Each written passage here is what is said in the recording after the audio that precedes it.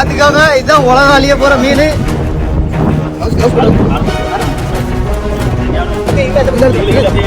இப்படி ஒரு மீன் சிக்குன்னு அந்த மீனவர்கள் எதிர்பார்த்திருந்திருக்க மாட்டாங்க. 7 பேர் சேர்ந்து பிடிக்கக்கூடிய அளவுக்கு ராட்சச டூம்ஸ்டே ஃபிஷ். மீண்டும் ட்ரெண்ட் ஆகும் வைரல் மீன்.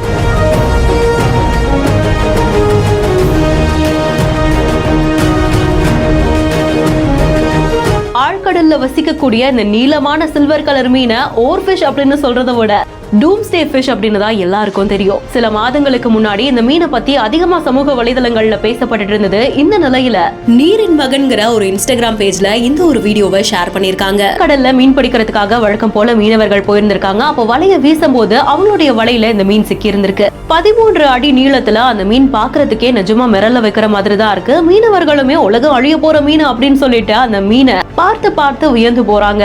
ஜப்பான் மித்தாலஜி படி இந்த மீன் கரை ஒதுங்குச்சு அப்படின்னா சுனாமி, பூகம்பம் இந்த மாதிரி ஏதாவது இயற்கை சீற்றங்கள் வரும் அப்படின்னு பலராலும் நம்பப்படுது.